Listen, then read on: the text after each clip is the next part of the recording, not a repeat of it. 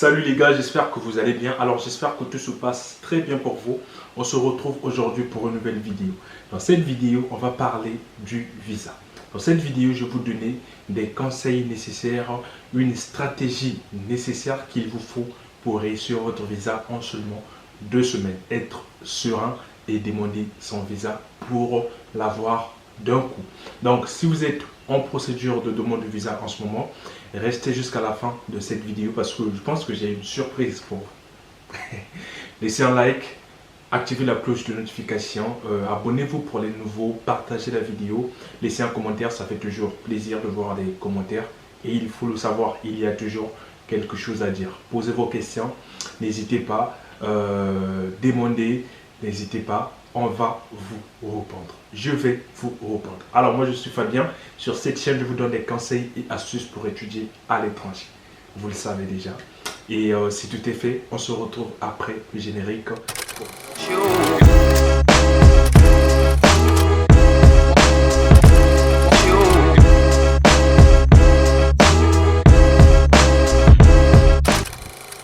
Comme j'ai dit dans cette vidéo, on va parler de la demande de visa. Il y a quelques jours, enfin hier ou avant-hier, j'ai fait une vidéo là où je vous ai exposé les mensonges qu'on vous dit sur la demande de visa étudiant en France. Dans cette vidéo, je vais donc te donner des conseils qui vont avec pour pouvoir réussir ta procédure de demande de visa. Il faut savoir qu'il y a des milliers de personnes qui demandent en ce moment le visa, qui ont déjà déposé leur demande, ceux qui sont en train de chercher les documents, ceux qui sont par-ci, par-là, en train de demander le visa. Il faut savoir que le point commun entre toutes ces personnes-là, c'est qu'il n'y a qu'une seule France. On ne peut pas prendre tout le monde. On va prendre les meilleurs. On va prendre les gens qui ont un dossier excellent. On va prendre les gens qui ont un dossier qui débarque.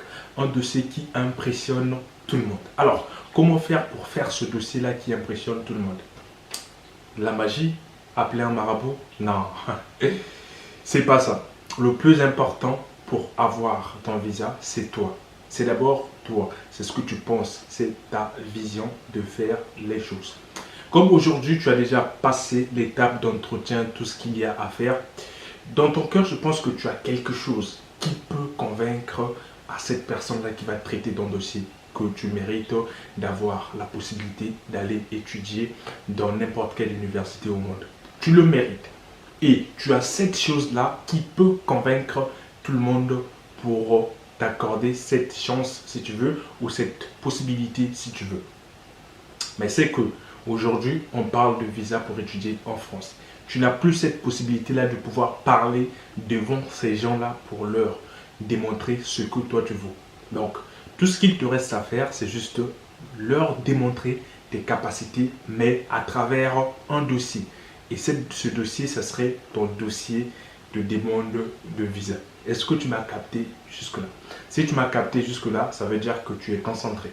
Donc, on va donc parler de la première des choses ou du premier conseil que je te donne pour pouvoir réussir ton visa en seulement 2 semaines. Prendre ton temps. Il faut prendre le temps qu'il faut pour faire quoi que ce soit. Même quand tu vas draguer une fille par exemple, d'autres filles te demandent, ouais, je vais réfléchir, ouais, ça fait qu'un mois, ouais, attends encore un peu. Ça se passe comme ça partout, que ce soit dans le domaine des emplois, tout se passe comme ça. Quand tu déposes un CV, tu attends. Il faut être patient. Avant même de déposer ton CV, tu dois avoir cette capacité-là d'attendre. Parce que c'est une qualité en or d'être patient. Donc, la première des choses, c'est que tu dois prendre le temps de bien étudier ton dossier. Même pas le temps de bien étudier ton dossier, mais le temps de bien étudier tout ce qu'on te demande. Et quand tu étudies tout ce qu'on te demande, tu auras beaucoup d'idées. Tu sauras comment ça se passe. Tu sauras quels documents fournir et quels documents ne pas fournir. La deuxième des choses, c'est élaborer une stratégie. Chaque chose a une stratégie. C'est-à-dire, pour les gens qui veulent réussir dans la vie, ils ont une stratégie pour attaquer la vie. Les gens qui veulent obtenir un visa doivent aussi avoir cette stratégie-là d'attaquer le visa. Donc, dans toute chose que tu dois faire, normalement, tu dois avoir une stratégie qui va t'aider à obtenir ou à atteindre simplement tes objectifs. Donc, pour la demande de visa, tu dois aussi créer une stratégie. Savoir, bon, sur quelle hypothèse je vais me baser, sur quel point je vais me baser sur ton dossier. Ton dossier doit exprimer quelque chose. Si tu veux exprimer de la pitié, tu fais à ce que ton dossier exprime de la pitié. Comme ça, quand quelqu'un qui va lire ton dossier regarde le dossier, il sent que tu as voulu passer un message. Ça s'appelle une stratégie. Moi, quand j'ai fait ma demande de visa, par exemple, j'ai basé ma stratégie sur mon projet. C'est-à-dire, moi, j'ai cherché par tous les moyens à démontrer que mon projet est indispensable. C'est-à-dire, étudier dans l'université dans laquelle j'ai été accepté est indispensable pour réussir mon projet.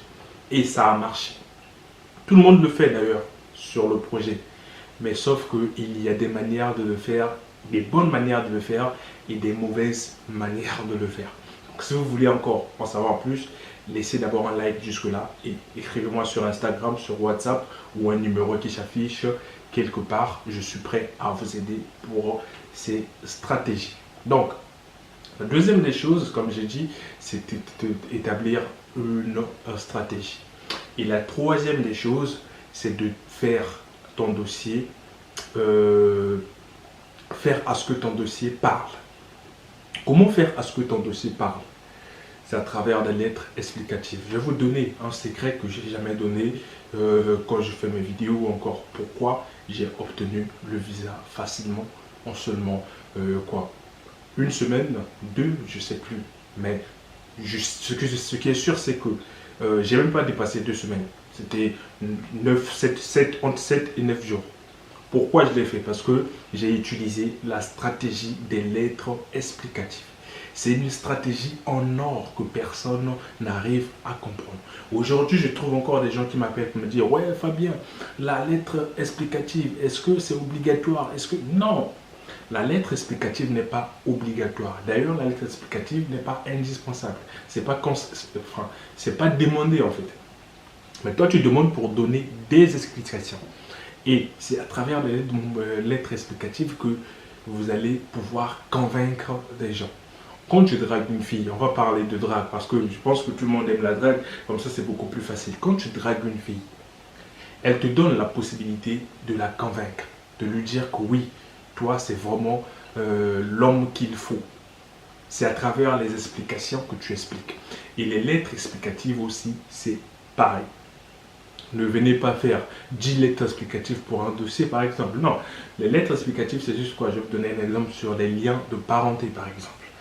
Un garant qui est en France, qui te donne une attestation de prise en charge. Tu vas faire un truc, je sais qu'il y a des gens qui achètent des attestations de prise en charge. Des fois, il n'y a même pas de lien de parenté, nanani. Tu vas faire un truc pour dire que, ouais, lien de parenté, fonder un lien de parenté. C'est pas suffisant, par exemple. Et ça, c'est des possibilités dans lesquelles tu peux écrire une lettre d'explication. Et cette lettre d'explication ne doit pas être seulement signée par toi, comme une lettre, tu viens, tu prends ton stylo, tu signes. Non.